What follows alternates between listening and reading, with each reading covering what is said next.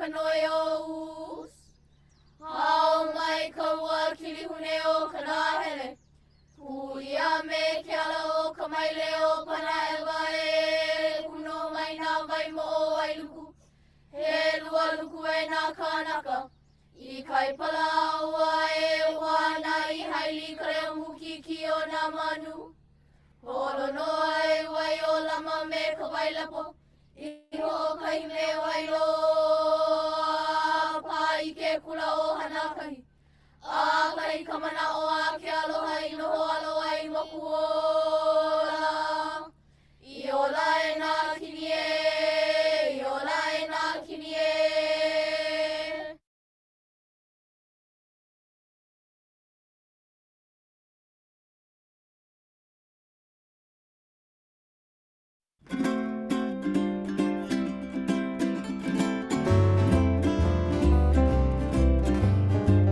Kaulana mai nei o hilo e a, ka ua kani le hua e a. Ka ua o mulu ili e a, ka ili o ka malihini e a. Kaulana mai nei o hilo e a, ka ua kani le hua e a. Ka ua o mulu ili e a, ka ili o ka malihini e a.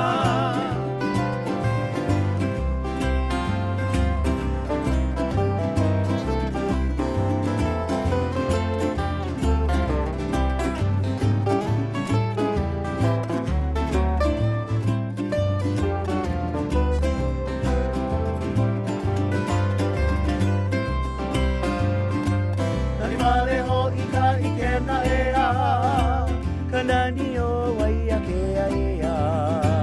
Ka vai o lama e a, ma lama lama a vai i e a.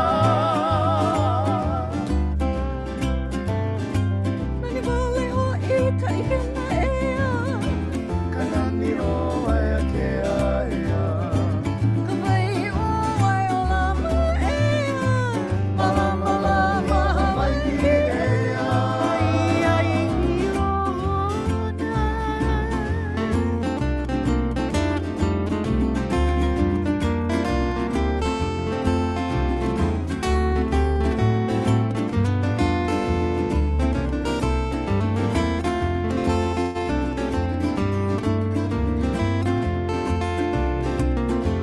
No i moku ola e a, he moku au i ke kai e a. E o pulili nei e a, Ka hune hune kai e a. Ko lana hoi moku ole ia, he moku au i ke kai e a. e ho o puluili nei e a, ka hune hune kai e a.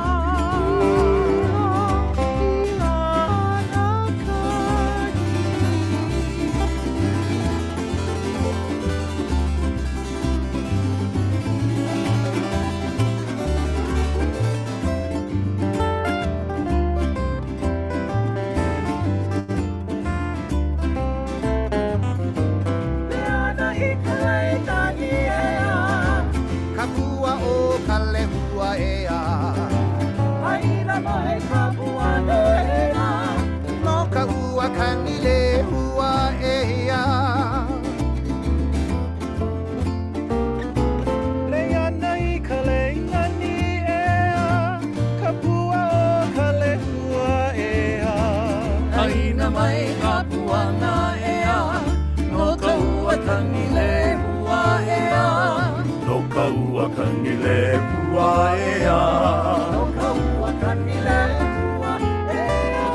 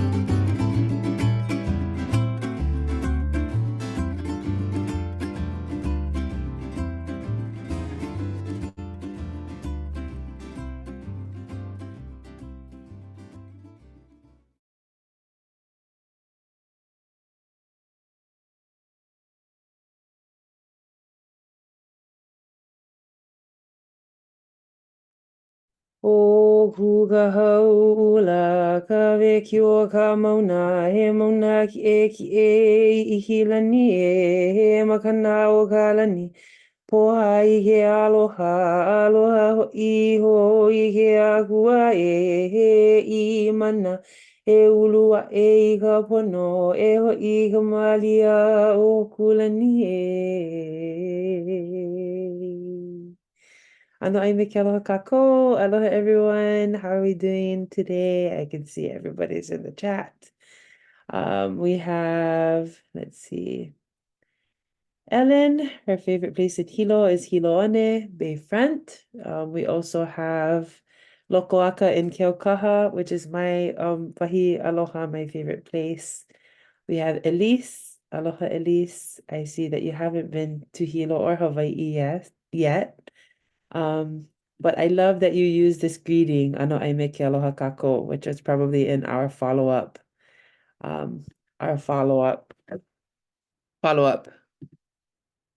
email.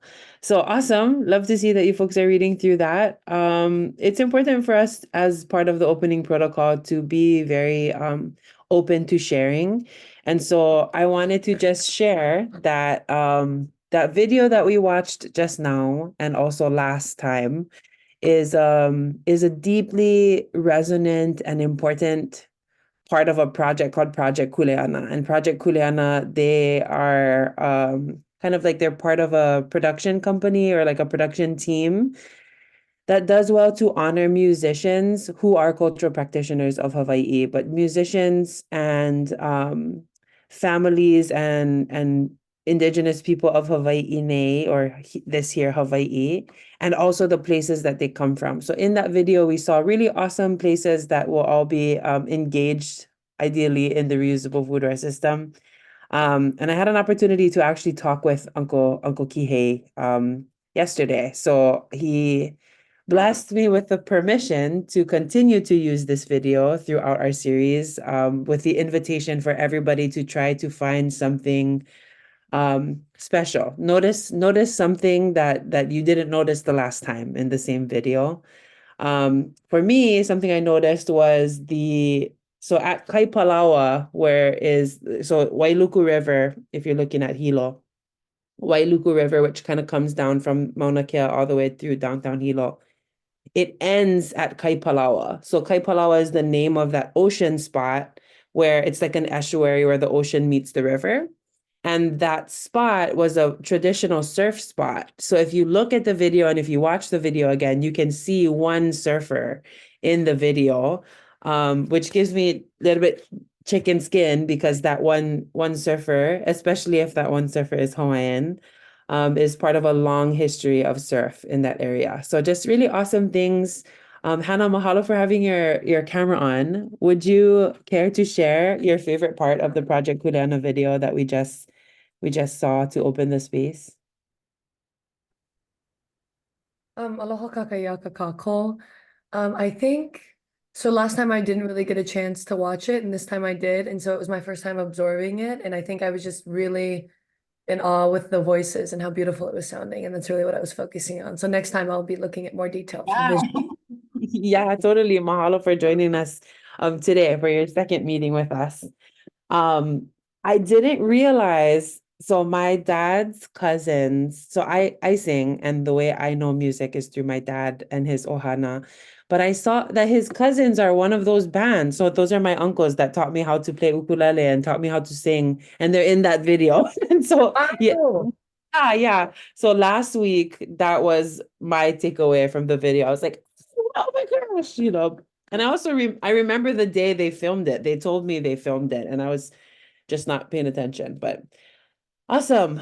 Mahalo piha to all who are here. Hannah, mahalo for sharing your mana'o. I hope we can have more people who are from Hilo engaged in these conversations. But as we will find throughout the presentation and the discussion today, we were able to solicit some mana'o from beloveds who were not able to make it to the meeting. So today is a culmination of all of those things. I'm gonna share my screen again so that we can get to this presentation.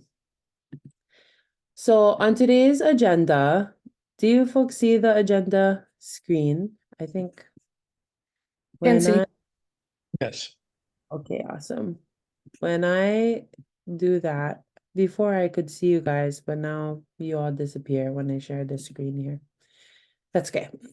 So today we're looking at this agenda. We're gonna do the ho'olauna and talk about our roles. There are three roles here, and we'll go over that. We're gonna review the timeline and the how it works slideshow, and then we'll review the alignment protocol.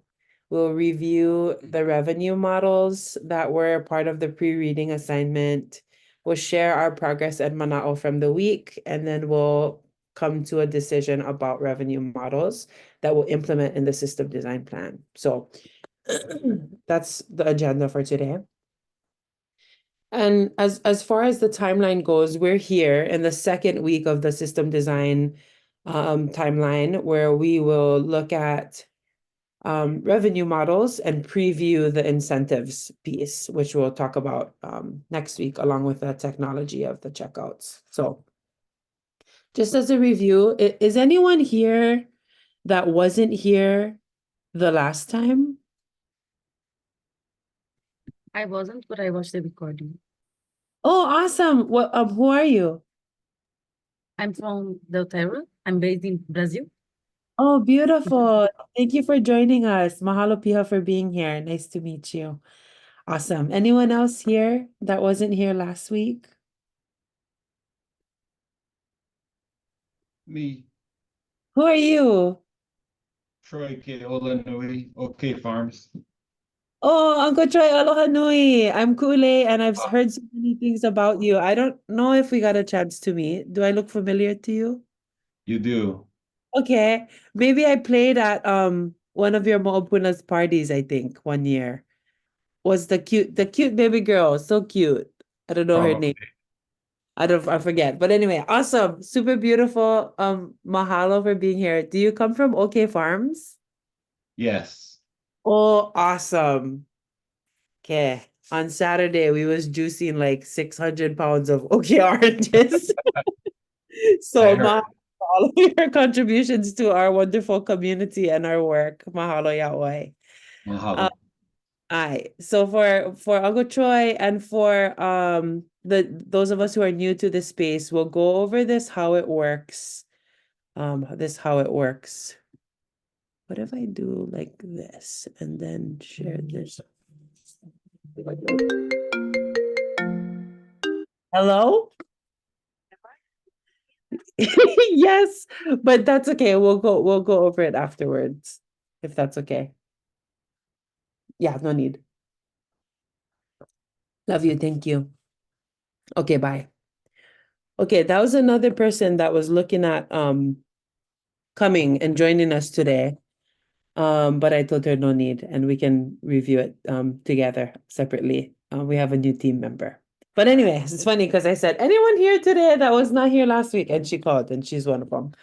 But anyway, it's okay. We'll get her on board sometime in the future. So for those of us who weren't here last week and are joining us today, aloha nui, and let's go over how it works. Just as a side note, this background of this slide here is Pu'uanahulu, and this is the Ahupua'a, or this is the land division in Kona, that houses the landfill. So all of our opala and our trash from all of Hawaii Island gets deposited into the aina at the foot of Pu'uanahulu. So we're just honoring this place and these Pu'u people, these land features as we go forth in this work. So this is how the system works, just to review. Ideally, folks will be able to go into a restaurant and huli kahokeo ho'i ho'i. They'll be able to spot the reusable to determine whether or not that restaurant is participating with the program. They'll be able to somehow check out the container, with the code or with the app. They'll be able to enjoy their food and drink, whether it's at home or Hilo One or Lokoaka or anywhere in Hilo or beyond. They'll be able to do that. But then they will need to find the return bin and ho'i ho'i kahokeo, drop off the container in the bin, or perhaps a redeem center, maybe not not only a bin, but maybe there'll be other options also. Then the containers are collected. Probably in Hilo, we don't have a lot of bike lanes, so maybe we will not be using any bikes. Maybe it will be a car or maybe a bike, who knows.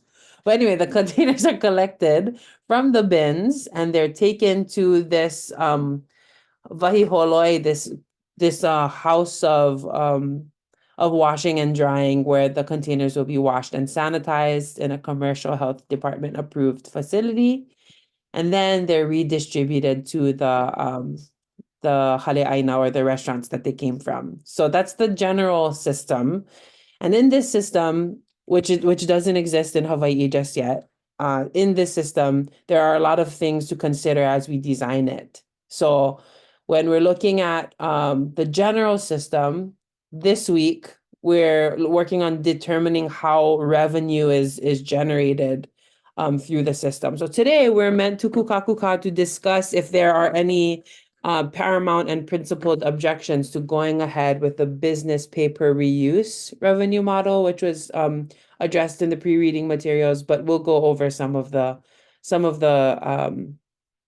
models before we go ahead and make that decision.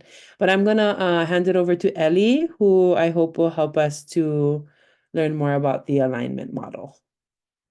Thank you, Kule. I know that it sounds like most folks were here last week, but just as a reminder and to welcome those who were joining us for the first time this week, we're using an alignment model as a way to arrive at the decisions that we will be including in the first draft of the system design. It will not be the final draft until there's been additional review, but we want to have as much alignment as possible in that first draft so that it represents the best thinking to date of the group that's participating in the system design process.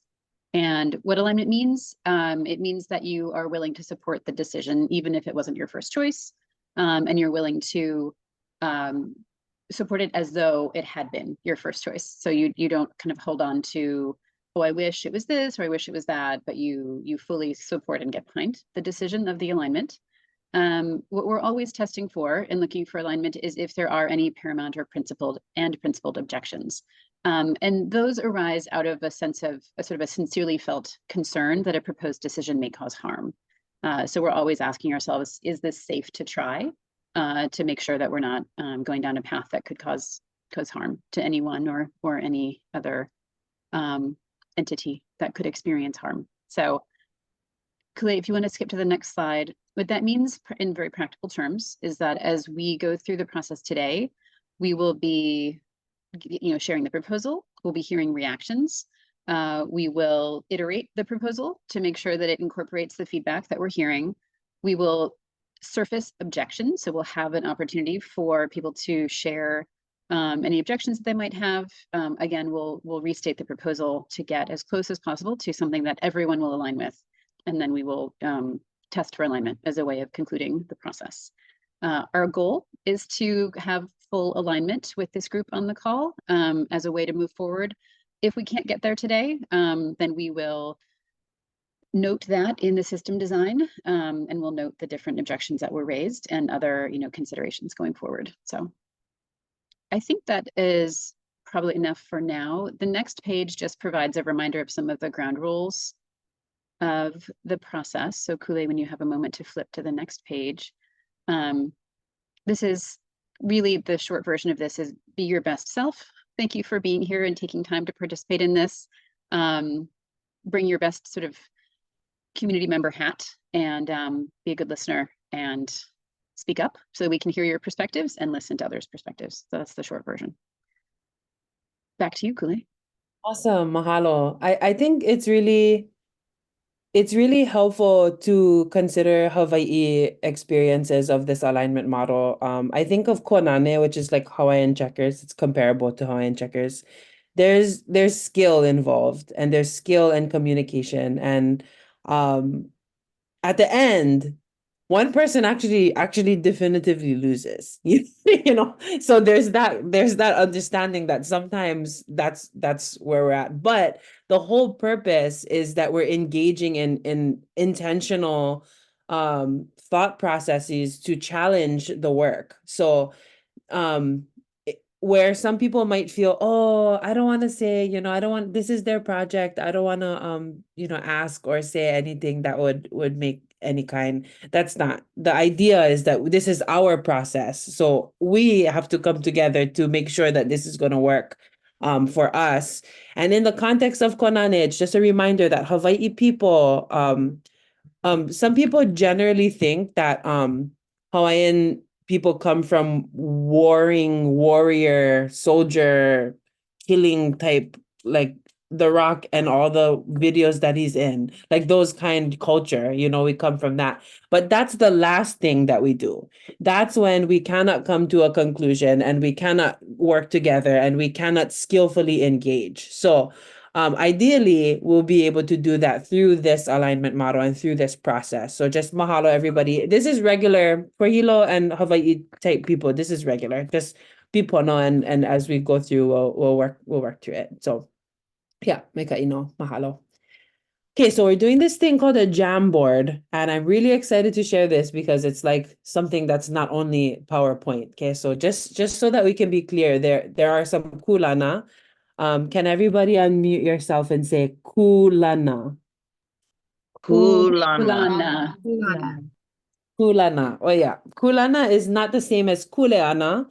Your kulana is your role. So in my ohana, my kulana is to be able to support my ohana keiki. I'm the hiapo. My kulana in my ohana is the hiapo. I'm the oldest. My role and my position in my ohana is the oldest sibling. So my duties are to take care of our ohana keiki and to raise them up well along with my ohana. So each of us here also have a kulana in this work. I'm the yellow, so I'm the facilitator in this space. So we're working to ensure that things are pono and that my kuleana or my responsibility is to gather everybody's manao onto this Jamboard here. And to lead some of these discussions on some of these challenges that might come up, not just about the revenue model, but about the general program, the general system design process. And as we go throughout the different meetings that we'll have, it's my kuleana to make sure that our manao are heard as Hilo people. So that's my kulana and my kuleana. And then we have Ellie here from Perpetual. You folks met her last week. And she's the resource expert. So she has insight on what might be feasible, what might not be feasible, or things that we might have to consider as we bring up new ideas that are not represented in the pre-read material. So I'm going to lean on her for some of the questions. And then everybody else here, we're in this blue post-it type role, where we're meant to review the pre-read materials, ideally before we come, and then also we come to the meetings to talk about and be part of making these decisions through the alignment model. Our kuleana is to ask questions, even ones that might challenge the system. So for example, when we're looking at revenue models, we're just like, okay, this is what we're hoping to go through and go forward with, but someone might say, how is that going to work for people who are houseless? Or how is that going to work for people, that's encouraged. So please do. Part of your folks' kuleana as the team volunteers is to ask hard questions and to share your manao on the design element of the week, which this week is revenue models. Also, you are invited to invite others to these meetings, and also to have these kinds of conversations with your ohana, so you can bring their feedback into the space as well. So that's the roles and the kulana of our work today. Anybody have any questions? No? Awesome. Mahalo, Elise, for the head nod. Okay, so we're going to go over the revenue models. And the revenue models have to do with how a reusable foodware system is paid for. So when we're looking at these are the options that exist. One, businesses can pay per reuse. That is, businesses pay a per reuse cost each time they use a reusable item. So this is just coming from the pre-read materials. There are pros and cons described throughout that document. But ideally, if we already went through that, we can just have this conversation with this information here. And if not, Autumn, can you put the link, can you find the link to the pre-read materials that you might be able to share? So in case people didn't get a chance, they can review as we go. Yes. So that's the recommended. I think personally that that's the best revenue model, because businesses are already paying per use of something. It's just that they're paying per paper plate, paying per plastic bowl, paying per dish that they're giving out their food in, that they're selling their food in. So that's the easiest model that they would be able to adopt. Otherwise, there's the businesses pay monthly. So businesses would pay a monthly fee instead of per reuse. They would pay a flat fee based on the usage tiers rather than per use. Something that was brought up at the Ho'opili Aina gathering was that maybe we can do like a subscription program where the consumers or the customers or the food and beverage eater people pay a monthly fee, maybe $20 a month, to be able to use the reusable takeout cups and containers. But this would limit the consumers to a max number of items checked out at any one time. And then there's a bad behavior revenue model where the reuse system relies only on late fees, surrendered deposits, and other penalties as a key revenue model. So these are just different ways that the system would be able to generate revenue to sustain itself in a lot of ways. So I want to share some of the progress at Mana'o. So just as a note, the folks on the system design team, including myself, including Ellen, including Jen, including the Perpetual team, including the Zero Waste Hawaii Island team, including the volunteers who are here, Hannah, etc., all of us here. The Mana'o is that we would be able to spend the week on our own time, just maybe reflecting on the design element of the week. So this week it's revenue models, next week it's incentive models and technology. So the idea is that throughout the week, whenever we have a free moment, if we're with Ohana at dinner or what, we would ask our Ohana what they think about this part of the design. And then we'll be able to bring that Mana'o back to these meetings, to Kuka Kuka, and make the decision based on the Mana'o that we gathered. So this week, this is some data, some information that was collected this week. This week we reached out to Ola Brew. That's Naeha, and the picture of Naeha there. Project Kuleana, who is again responsible for the video at the beginning of our presentations.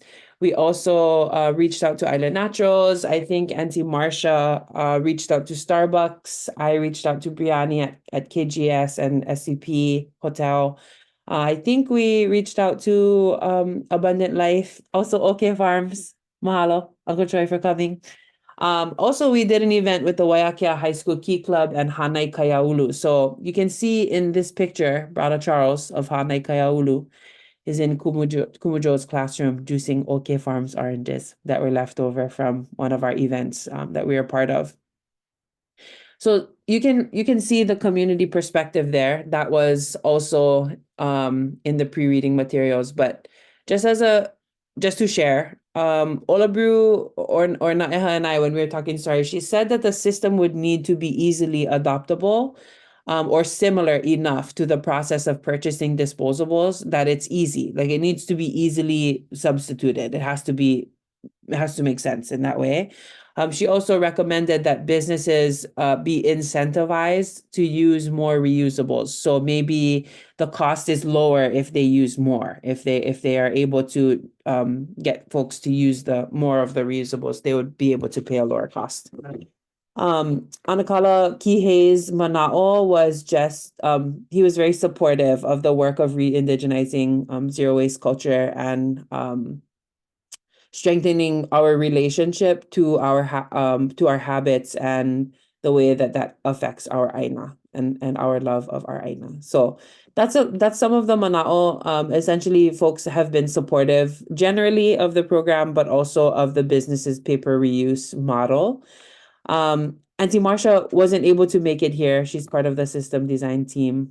She's another volunteer, but she says that it has been her dream to see the 3 R's, reduce, reuse, recycle, probably, expanded for cultural adaptation and relevance for and by Kanaka Maoli principles and values for the practice of Aloha Aina and the benefit of the Lahui Hawaii and the diaspora. The time for this reuse design system is now.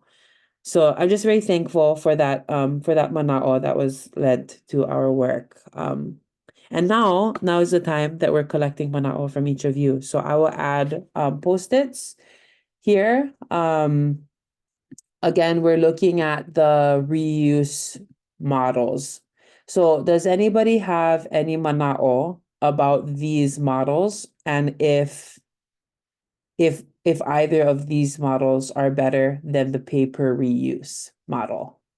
The objective of our meeting today, again, is to come to a general alignment on if there are any objections to going ahead with the business paper reuse model. That's what we're here to discuss today and to decide today. Are we okay to move forward with the business paper reuse model? Are there any objections? Could this be harmful in any way? That's what we're discussing. So, any manao about this so far?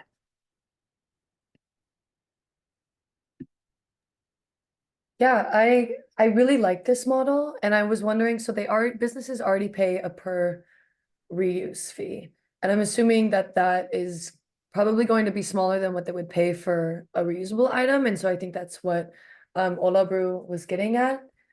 And so I was wondering what the difference between like a paper, a plastic, and then a reuse cost would be on the business. We'll do these orange. Oh, right. And do we have a link to get into this Jamboard, or are you just doing it? You know, I was thinking we should make it available. But I think not everybody knows how to use Jamboard. And then there was some limitations. I'm totally open to sharing this link, especially with folks who are familiar with the platform. Perpetual, what do you folks think? Yeah, I think that's great. The request I would have is very happy to have people add to the Jamboard. We want to make sure that if things are written down but not spoken aloud, that they can also be spoken aloud. So I just wanted to, just so everyone hears, for people who might not be able to see the screen or it's too small to read, just to make sure that's all present in the discussion. So if you add something to the Jamboard, make sure you also speak to it or ask Kule to speak to it. Awesome. Yeah. Okay, I'll share the link. Yeah, go ahead. Okay, this is Ellen, and I'd like to just make a suggestion. And on the business paper use, the initial cost for single-use items is way low. However, when you factor in how many times a reusable can be reused and actually is reused, it starts costing a lot less. So even if there's an initial, higher purchase price, then you factor in, like I said, the reuse over and over and over again. So when a reuse model has a high return rate, it just makes so much more sense for businesses. The cost goes way down. And also you're not shipping in the containers over and over and over again just to go into the landfill, and then you have the landfill, et cetera, et cetera. So I definitely support it. I'd like to offer a clarification based on your comment, Ellen. What you've said is absolutely true. I think a clarification is that in this model, the revenue model, the reusable items are being provided as a service. So no individual business would be buying a reusable item. They would only be borrowing the items through the service. Does that make sense? Right. So yes, yeah, it's like library. Basically, it's exactly. a collective.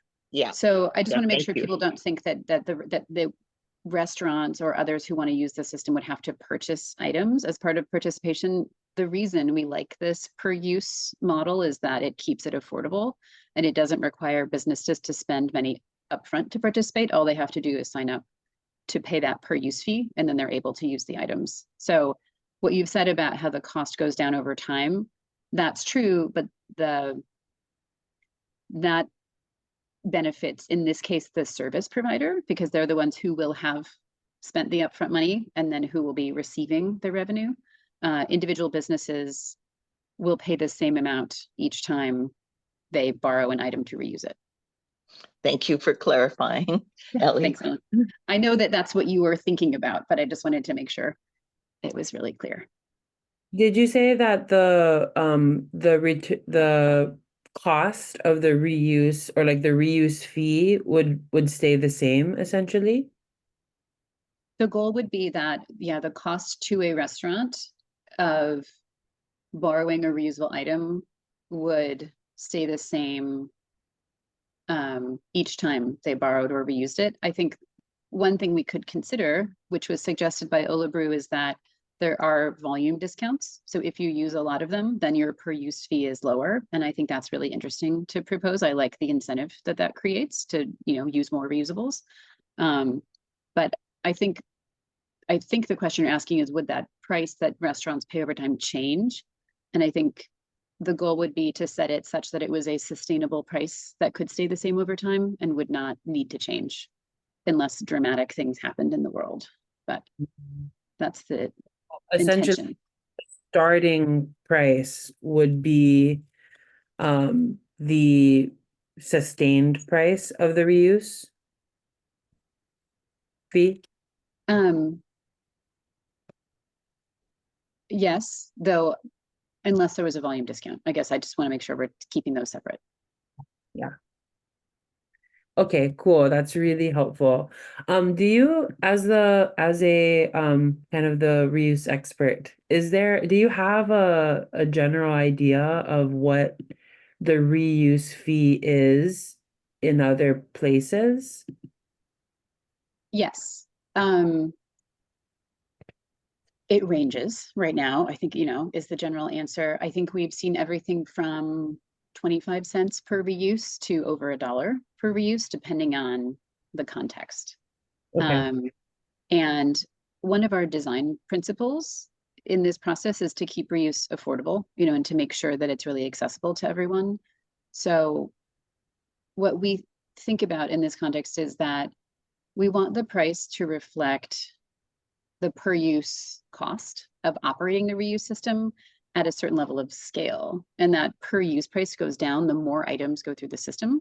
So what might be true is that for the first few months or even the first year of the system, if adoption is slow, there might be higher per use expenses for the reuse service provider. But our goal would be to set the price at an amount that is still affordable for businesses. So that might imply that we need subsidy in the short term to be able to keep it affordable and still get things going. But the goal is really to have that per use fee be as close as possible to what businesses are currently paying for disposables, so that their economics don't change as a result of participating in the reuse system. Yeah, awesome. And Ellie, can you clarify what components might go into the actual fee? I mean, not in minute detail, I guess, but there may be some that are thinking about if I'm frequenting a business that has 500 customers a day and they're paying, I'm just going to say 10 cents per disposable single-use container that's going out the door. Is that really the only cost that's going to go into this reuse fee? Is it just the item that they were previously buying that's going to be considered, or are there other costs that are going to go into this so that it makes it a not only sustainable but a holistic model? It's a great point, TC. When you think about what's really the apples to apples cost, I think you need to think about all the different costs associated with disposables, not just the cost to purchase the disposable. And I know you have your own experience with these kinds of calculations, TC, so I invite you to share. I appreciate the tee up, and I invite you to share your own mano and experience on this. When we think about how to really compare apples to apples or oranges to oranges, if we're thinking about OK Farms and their oranges, the cost of the disposable is the cost to buy it, but it's also the cost for staff people who might work at the restaurant to take out the trash regularly because trash bins are filling up. It's the cost to have the trash hauled away for things that are thrown away on site. And it's the cost to them as a taxpayer for street cleanup and other forms of sanitation because people will throw stuff on the ground outside and then that has to be cleaned up. So, and that doesn't even take into account other unpriced externalities like health impacts, the landfill, all those other things. So yeah, I think that when we think about what is affordable, our goals are to make sure that we can offer businesses a better option without them having to pay. Oh yes, shipping costs. Thank you, Councilwoman Kajiwara. That's a great point as well.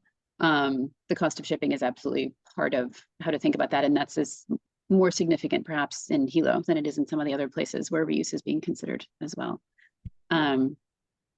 So we want businesses to be able to say yes to this without it being a financial burden. And we want the price to be set such that this system can support its own expenses over time and be a sustainable solution to this problem for a very long time. So it doesn't need ongoing grants or subsidies or other funding to keep it going.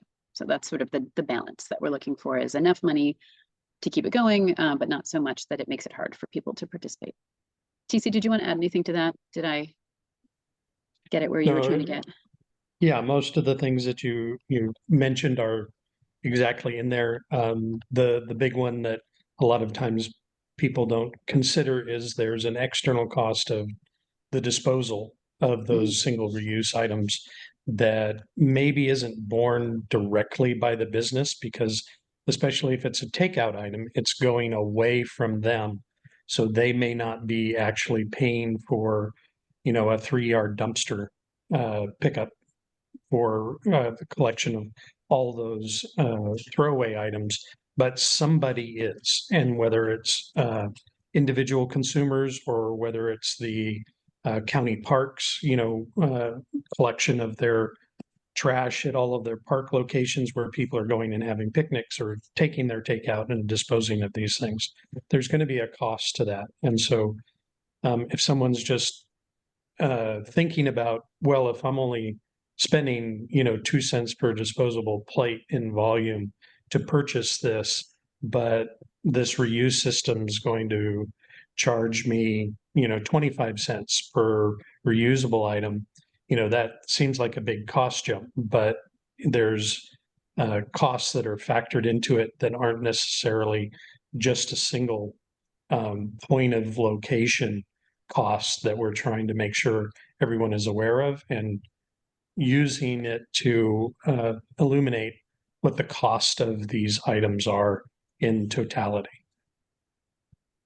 Thanks, TC. The other thing I'll mention is that you want it for the apples to apples. If you're thinking about a cup, for example, you have to think about the disposable cup plus the lid, plus maybe a straw, plus maybe a sleeve to insulate it. So you're going to add all those things together to compare to the reusable cup and lid, which wouldn't require a sleeve or a straw. So just, apples to apples. I think one of the cons is definitely right here on the slide, and that's at small scale. It's really hard for businesses, but the beauty of what we're trying to do is we want it immersive and to scale.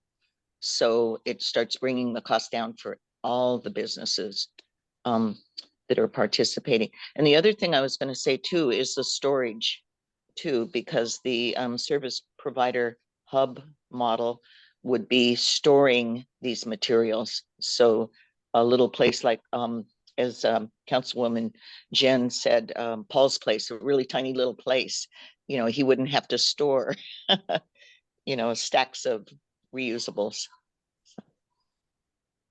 And It's that true. is a Well, cost yeah.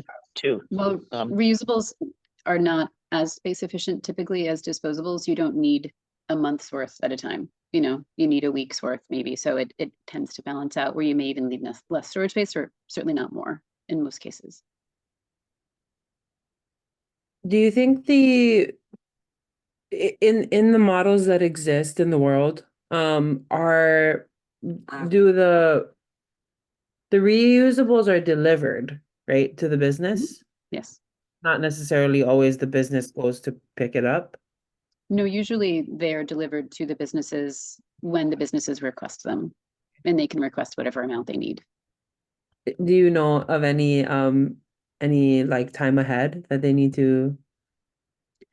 It can be very dynamic. One of the things that's nice about the technology that supports the backend operations of the system is that the reuse service provider always knows how many items everyone has in stock. So what can happen is a restaurant can say what they want their minimum level of stock to be, and then the reuse service provider will automatically deliver more as soon as they get to that level. So they don't even have to ask for it. It's an automated process where they are always replenished because and I'm jumping ahead, but from a technology perspective, what's possible is the individual tracking of the items through a technology platform, so that you always know how many items are checked in or checked out and what is where in the system, which allows that dynamic replenishment for businesses. Yeah, I think that's a great point to kind of bring up when people are talking about cost, because there's a cost when it comes to the business owner having to figure out how many. I mean, not that it would take 3 hours, but sometimes they have to figure out where they're going to put something, how they have to order it. There's like a whole position dedicated to those kinds of logistics that can be automated through this one process of this, just to better serve the general efficacy. Awesome. I'd like to throw in one more con for disposable single use, as we saw with the tail end of the pandemic, the supply chain issues. When you have your collection already available and in reuse, and it's on island, you're not waiting for the ships and the down the line, all the supply concerns that some of our businesses have experienced. Yeah. Okay. So I would consider that general support for the program versus the reuse, the business's paper reuse model. Not waiting for supply concerns. Okay, yeah, I love that. Mahalo. Okay, And so oh yeah. No, but not me. I was gonna say, and I do support the business pay per use, but if eventually we could get to more of that like utility service model, maybe not necessarily falling on our county, but like at a fake state level, or a US government, you know what I mean? Like, especially maybe moving to that, like having this trial period and eventually being able to be like, okay, but we do this for 5 years, it goes well, we see how much people are bringing back, and then we can move to. And then the decrease in waste is equivalent where now the county or some governmental organization can pay for it. And then I'm sure we'll get to a point where we talk about what materials are actually used. I just wanted to throw out that there's something psychological about when you're holding even that thicker types of plastic, that you're more likely to throw that away than if you're holding a metal, you feel way worse. Or like an aluminum or something. Awesome. That's awesome.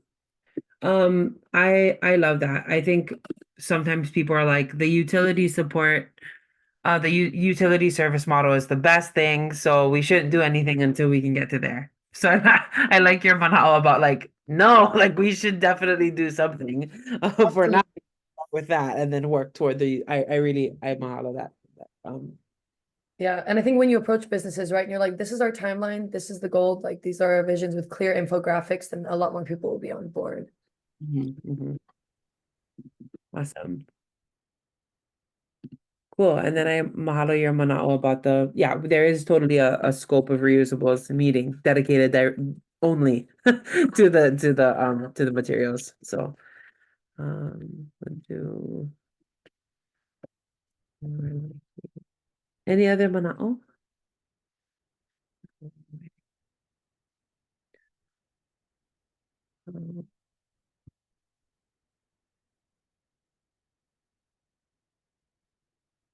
Oh, yes. I forgot. We're just looking at each other's faces. I'm not even sharing the. Okay, great. That's nice. Okay. Yes.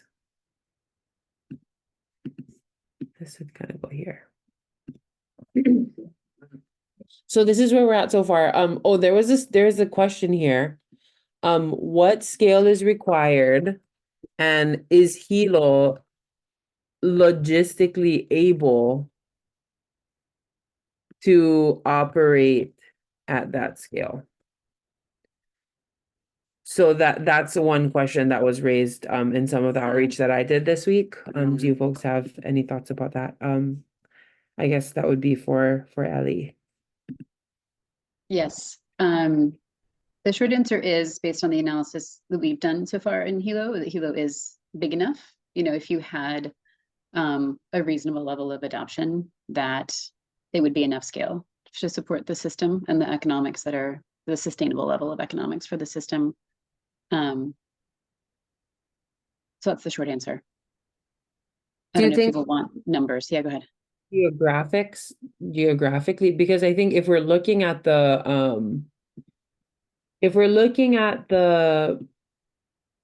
scale being the volume of reusables, or like the amount of times a thing is reused, the geographic size of Hilo doesn't have much to do with that, like with the amount of folks that are, or maybe when you say size, are you thinking of like the population? Yes, I'm thinking about people using items and how many items are being used in a period of time, as opposed to the geographic space. Okay, yeah, that makes. Yeah. And one thing to keep in mind is, and we will get to these decision points, but one of the decisions to make is what items are in the system to start with, and then what items get added over time. So we might start with cups, and it might be that we don't have quite enough cups to get to a fully self-sustaining reuse system with only cups.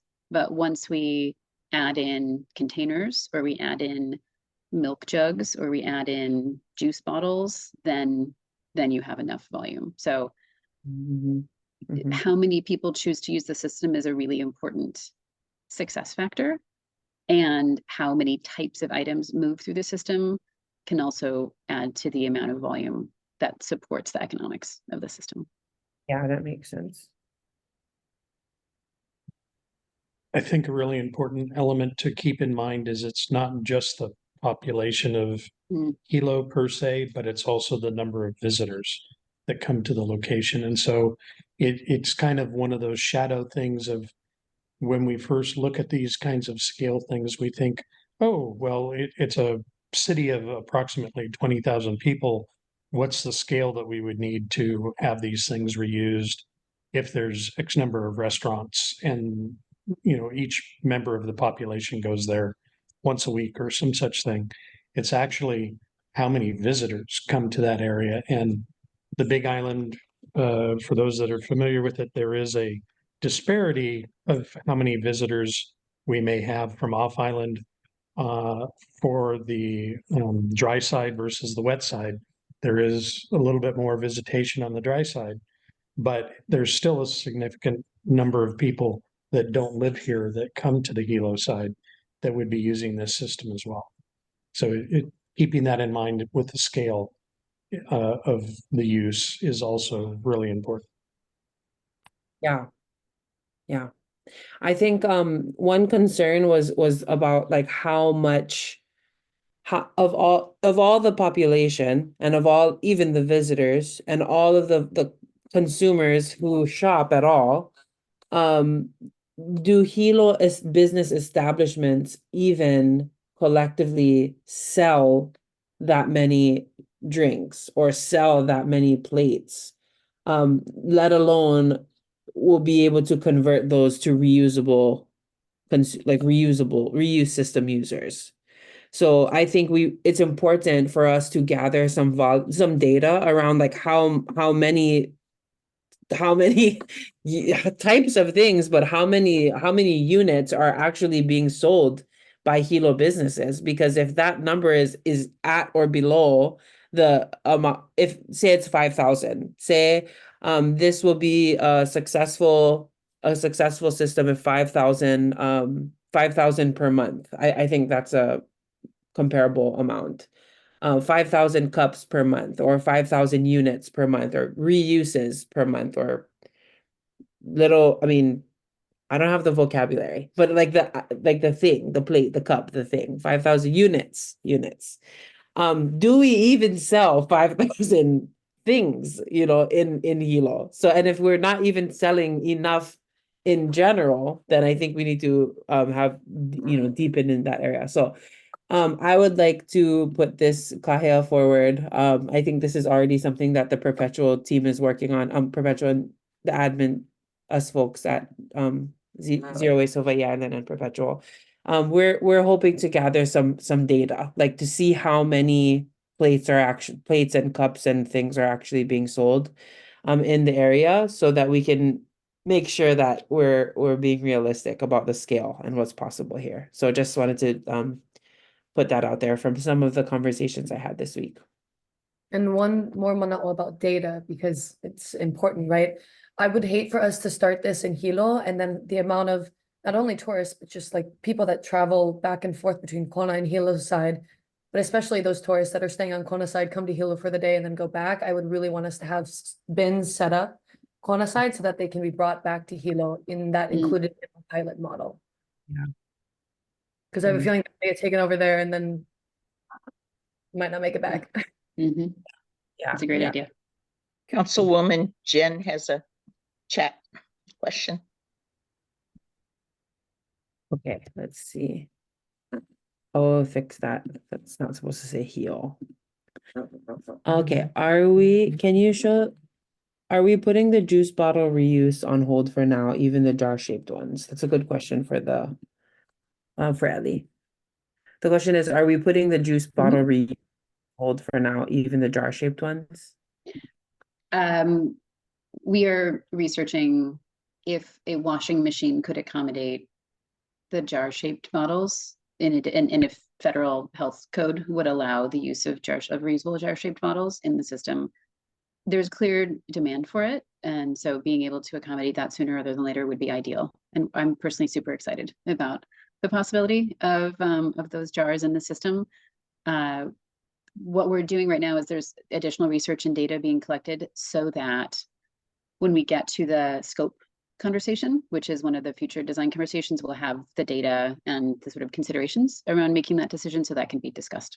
So I hope that we can find a path to making that possible, but we don't know yet. So TBD, and we'll get to that when we get to that stage. Do you think it's reasonable to hope that we would be able to start with those?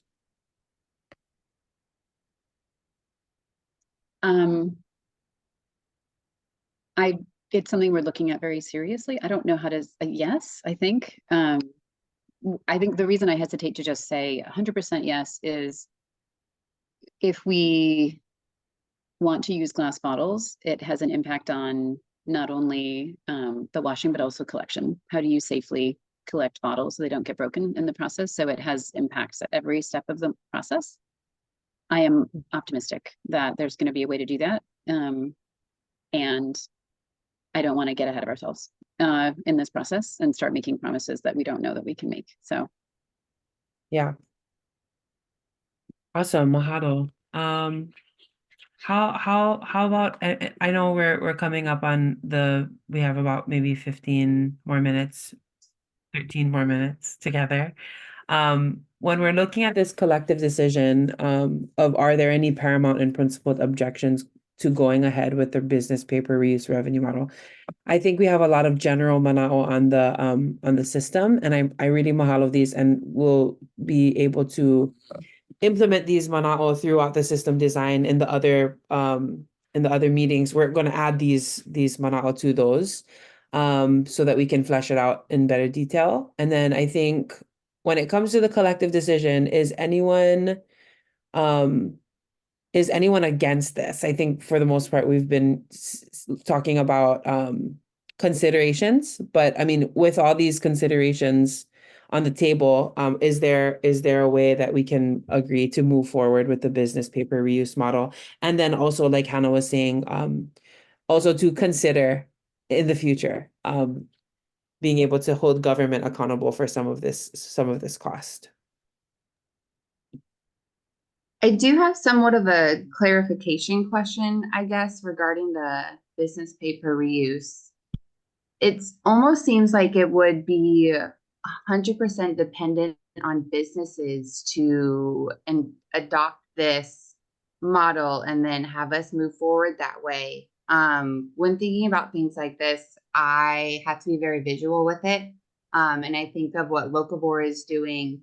Ellen, you're probably the best one to help speak on this with their glass bottles, and they charge a 50-cent deposit fee and then consumers get that back. I don't know what kind of model Locavore has set up. I don't know if it's a business pay per reuse or if it's considered the bad behavior model, because we are then dependent on the consumer bringing those back for the fee. But maybe there's a way to almost like merge those two models, because then businesses have the incentive that consumers are helping them pay for this upfront cost of the reusable items. And then the consumer also has incentive to bring it back intact, because they are using glassware for this method. But yes. Yeah.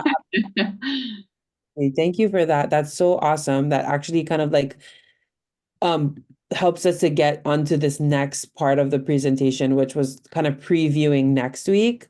So next week we're looking at incentive models. So in addition to the revenue model, which is like the basis and the foundation for how revenue is generated, there's also these incentive models that talk about, we'll go over it now. So there's a non-return fee model.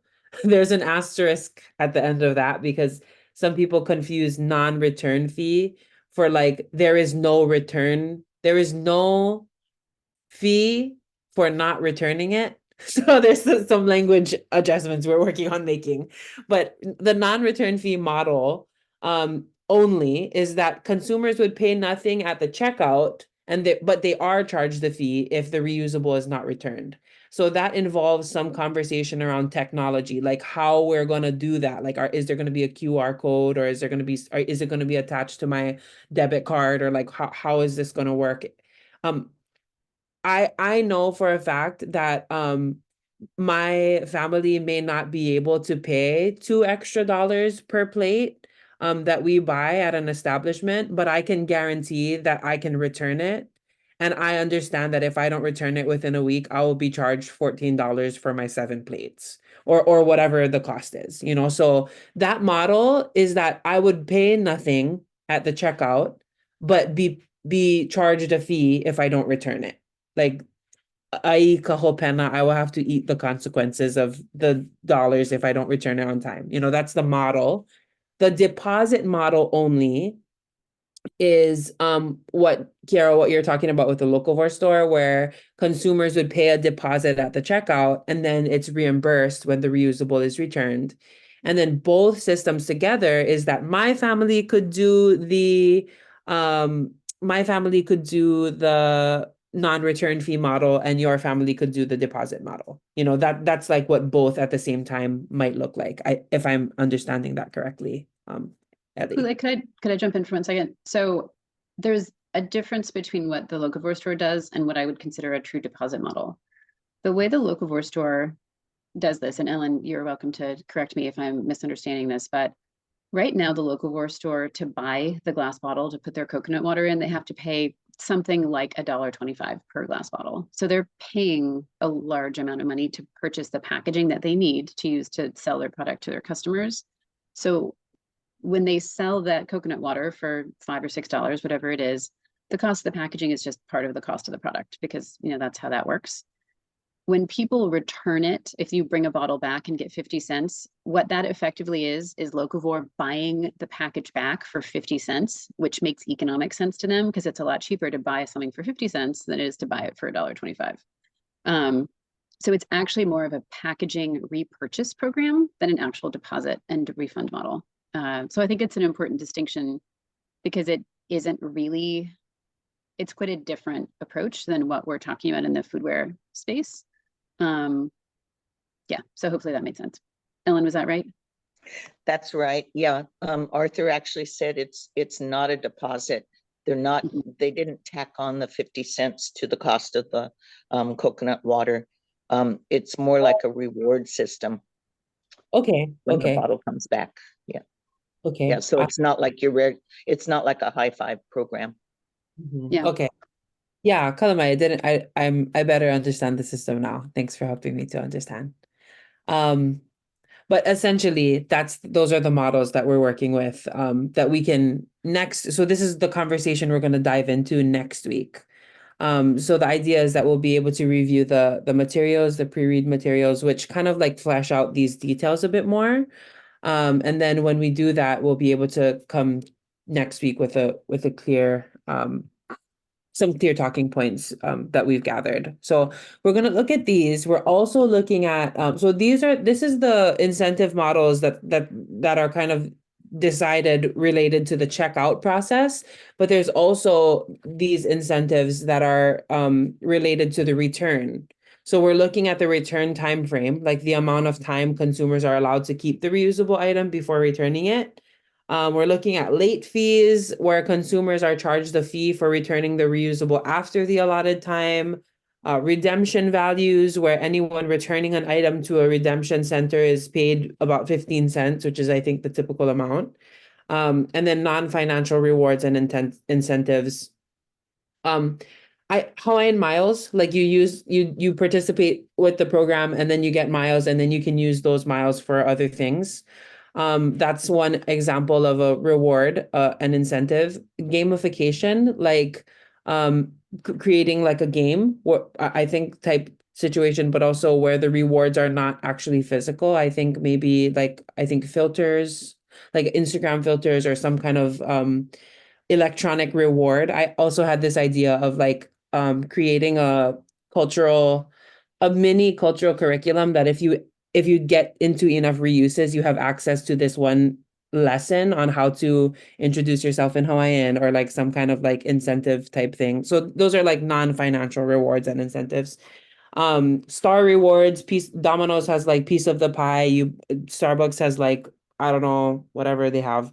And so that's the reward system. So there are a lot of incentive models that we hope to talk about next week. And this is just a review of that. Also, yeah, no, go ahead.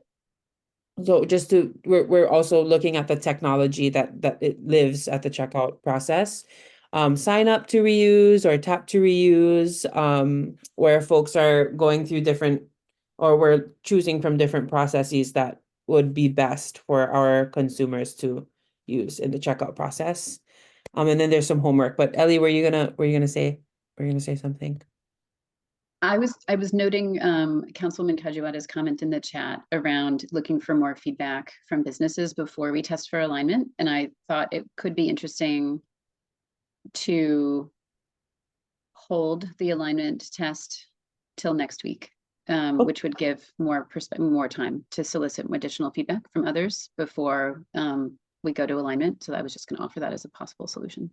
Yes, awesome, Kako. I agree. I think if we as a team, so moving forward to this homework, maybe we can adjust this homework piece. I guess I would like to ask if anybody has any suggestions on how to do that, because we've been doing this cold call, door-to-door type with 2 volunteer people, like two humans to do this work. I guess the idea would be to ask if anyone's interested in kind of supporting folks to be supporting more businesses. Should we do like some kind of survey? it's difficult to ask much of business owners. I mean, they're very busy in general, and they don't always want to make the time, but at least it's important, not that they don't want to, but it's always maybe they struggle to make the time. But I think it's important that more businesses know about the program. So does anyone have any kind of suggestions on how we might be able to involve more business owners? I think that's an important thing. I agree. I can reach out to the Chamber of Sustainable Commerce and see who's all on their Hilo list, and get some contacts that way that might help. I like going Awesome. to chambers, that have Hilo contacts. Awesome, Hikino. I think when we go through the homework slide, so in the follow-up email that we send out, we're gonna send the link to the system design team website. And the website has all of the pre-read materials and everything that people need to know about joining the team. So even if we just get the link to the people, and some kind of like, just it's important that you know about this and that this is happening, because your feedback is valuable. And then maybe we can do that. So Hannah will maybe reach out to the Chamber of Sustainable Commerce folks. Okay, anyone else wanna volunteer to share the link? Councilwoman Jen, she has a short write-up would be excellent. I think we all need to be kind of on the same page. The intention is that the pre-read provides that foundation. So if we look at that and decide that it's not the right thing to take to businesses, it would be helpful to get feedback on how it would need to be different to meet that need. But I think that's the hope, is that that material becomes kind of the go-to for talking about the system. Okay, awesome. So maybe like a half page. Okay, yeah. Yes. No. And it can be bullet points. Doesn't have to be full sentences. Just talking points. Okay, we can send that out in the follow-up email if that's okay with everyone. I think that's a great idea, to have that half page, so we can put that together and send that out for folks who are interested in like bringing folks into the conversation. That's awesome. Mahalo. Right that. now, it's one page. So I don't know if that feels crisp enough. But there's one page in the Canva document. So one 8.5 by 11 page that has the models and then pros and cons for each model, in a sort of bulleted form. Mm-hmm. And there's some pictures at the bottom. So could we squeeze it onto a half a page, maybe 3/4 of a page? Yeah, I think if I'm not mistaken, Jen Kagiwara, you're probably suggesting that we tell more people about the general program, right? And how to get involved with the program, and not necessarily everyone sit there for half an hour and then explain the whole thing, or even like share. Are you suggesting, I guess I'm asking for clarity. Jen, are you suggesting that we? Oh, okay, on this model only. Oh, yes. Okay, that this is what we'll be going forward with. Okay. And probably maybe they haven't heard about the general system. So maybe sharing about the work in a small capacity, and then the revenue model. Okay, awesome. Thanks everyone for helping me to clarify that kahea, or that call out, or that to do. Anyone to yeah. And she also asked maybe on that half or 3/4 sheet how to get involved, like a QR code or the website. Yes, that's here. It's going to be a piece of paper, so maybe a QR code. Yes, awesome. Yep, that's there to get involved. Okay. Does anyone want to share a little bit about like where they're gonna go? I mean, I guess we can just all go wherever we're gonna go, and if they heard about it, then thank you for your time, bye. Type of thing. Maybe that's a good idea. Yeah, I think that can work. Okay, awesome. Mahalo, I think the conclusion of today is that we're going to hold off on making this decision until the next time. Maybe we'll start the next system design team meeting with this decision. with this decision here, and then we can move forward from there. So homework wise, I think we're looking at pre-reading the materials on return incentive models and technology. Hopefully we're talking to our friends and family about the reading and asking which models they like or what they think about the work. You're all invited to invite as many people as you're able to the system design team meetings by sharing the link to the website. I think that'll be maybe available through that half sheet, so we can just maybe go around and share the half sheets. I know zero waste, but hopefully people will use the half sheets.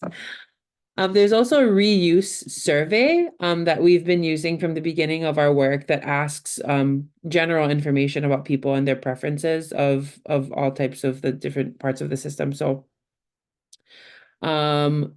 yes, I think maybe Autumn, is that link to the survey, to the reuse survey? Yes, that link goes to the survey. Awesome. So there's a link there. We'll send all of this in the follow-up email. And then if everyone would be willing to put together a list of your favorite food and beverage places, you can either email me that list or bring it to next week's meeting.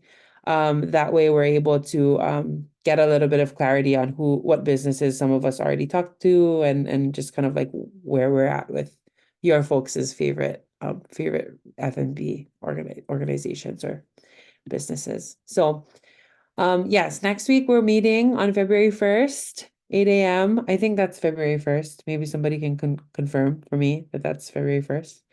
8 o'clock via Zoom. I would like to be able to go a little longer if we need to. I think because we're making two decisions.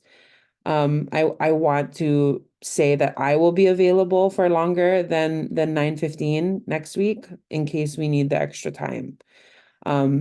So 2 hours instead of the hour and 15 is what I will be available for. I don't know, perpetual team, what do you folks think? Because we're over time today and we just had one thing to decide. So, and I think it's important for us to make this time. I think that's great. Okay, cool. And So we'll make it 2 hours if we need to. And if not, then we'll just do the 1:15, the 1 hour and the 15 minutes. Okay, so next week we're going to be deciding on if there are any objections to going ahead with these perpetual perspectives on what might be best for the system. And also we'll be looking at making the decision about the business's pay-per reuse revenue model. So that's all I have here. We're going to send out the follow-up email, and I'm just very thankful to each of you for making time to join us here. Does anyone have any questions before we leave each other? I think yeah, I'm just very grateful, and we'll have a lot of information for you folks in the follow-up email. Anyone at all?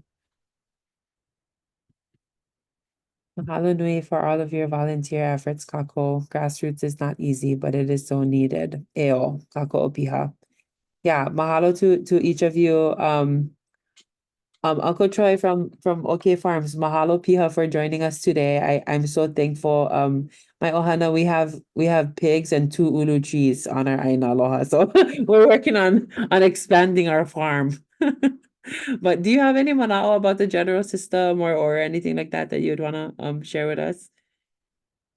Yeah, mahalo. It was great. I commend all you guys for this effort. It's something that's important to us. And the way I look at it, the businesses, they're going to have to be incentivized to join this program. That's going to be really important. Everybody's not on a mission like us. Yeah. Those that are like us we're glad to lead the way. But I think for a lot of businesses, it's like you said, small business owners are very busy, and it makes the business a little bit more complex to join this reusable system. So we gotta, like you said, get the county and the state behind it, and together as a community and culturally, gotta make it important. And we're on board. I'll say that much. Awesome. Yeah. I feel very thankful and I agree. A lot of people hear the word business and they forget that there are people in the business. You know, they're like moms and dads who gotta make a living for their ohana and just like considering that is really important. So mahalo for that, Manao. Yeah, mahalo piha for being here. Just having you around is awesome. I'm gonna try mahalo. For those of you who don't know, our logo was made by Deva Keolanui. So the logo with the taro leaf inside the island of Hawaii was also provided by the Keolanui Ohana, one of their members of their Ohana. So just mahalo to you for being here and to each of us. Just nui ku'aloha yaoi, and then we will we'll come together again to continue the conversation. Anybody have any other mana'o? I have one last thing, Kule. Yeah. Not to drag it out, but Troy's comment is so right on. And I wanted to suggest that anyone on this call who's going to go and talk to businesses about this revenue model, it would be really interesting if you could also ask them what would make it easier for them to say yes to participating. One of the things that we're really blessed to have is the EPA pollution prevention grant allows, it provides us with funding to help businesses adopt the system. So it can cover the cost of changing their space. It can cover the cost of getting them set up with a point of sale checkout system. But really we want to know what we can use those funds for that's going to be most useful to businesses. So this is a great opportunity when you have these conversations to understand from them what are the kinds of things that they think might make it hard to adopt a reuse system. I realize they don't know yet because we're still going through the process, but at least in their minds, like this seems like a great opportunity to start getting that feedback, and then we'll continue this process. But I don't know. I'm adding homework, so sorry if that's unpopular. But if you're already having the conversation, I think it would be really interesting to understand from businesses what are some of the things that would help them say yes to adopting the system that could be covered by this grant or by other sources of support in the system. Awesome. Awesome, thanks. I'm just putting it all into the Jamboard. That's not even shared, that you can't even see. Sorry. But yes. Couple of cute recommendations too. Councilwoman Jen, Hannah. Yeah, I love that. I love that. And it's all on the cool. Oh, you know, this would be maybe a lot to ask if we're going around, but I know one of the things we're doing, at least I am through my emails, and I know you are, Kule, through your one-on-ones with people, is we're trying to get a feeling for the volume. So when we are doing these contacts with the businesses, it would be a nice thing to say, well, we would also like to follow up and get more information from you on volume, and we'll be doing that later.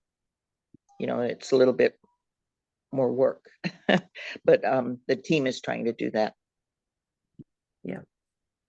I think if we do a link, I wonder if we can add on the system design team website a link for businesses to fill out a survey. I mean, that way I don't know who will make that time, and in the survey, because we're also asking for receipts, like receipts for their things that they've been buying. It's a big ask. People are like, why do you need to see my receipts? You know, but essentially they will be able to provide the information with just the receipts about how many things are they buying, like how many containers, what containers are they buying? You know, that way we have that information. Because there's someone, I think there's a funder that may be interested in supporting the cost of those, the actual reusable things themselves, but not without any data. So I think, is that correct, Ellie? Is that something that we were talking about earlier? Yes, we are definitely gathering a lot of data to support this process, and the sooner we get it, great, but I think we'll be using it throughout the process. And there's some of the later topics, like one of the reasons we put them later in the process is so that we could have more of that data available when we want to have those discussions. But the goal of this process is to be very data-driven, you know, and really use what we know from science and data to help inform what's going to work best. So, yes. Awesome. Okay, awesome. Yeah, I think so. Maybe we'll, aside from the general conversations we're having, maybe we can hold off on reaching out to some of those businesses until we have the half sheet. And I'm proposing to Ellie and Autumn and just the team in general that we can make a survey, like a doable survey, to that if they're interested, and then we can put the link to the survey on the website for the businesses. It's just an idea, so that they can have access to that and also learn more about the work. So that's a recommendation. Does anyone have any thoughts on that?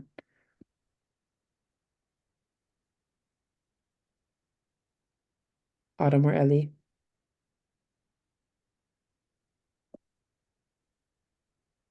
I didn't perceive what the question was there. Just that we should wait to, yes.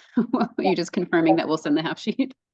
We'll send the half sheet, but also, is it a good idea that we create a survey, a short survey, to gather the general feedback from the business owners, so that there's a streamlined way for them to participate in the process without having to come to every single meeting.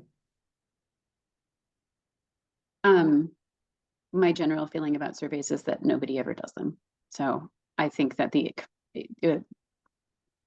I'm open to a survey existing, and I think that however people can get feedback into this process is great. So if it's you have a conversation and you send an email to Kool-Aid with what you talked about, or whatever is easy, I think the goal is to get the information without burdening anyone too much to receive it into the process. So if people feel that a survey would be useful, we can certainly create that and make that available.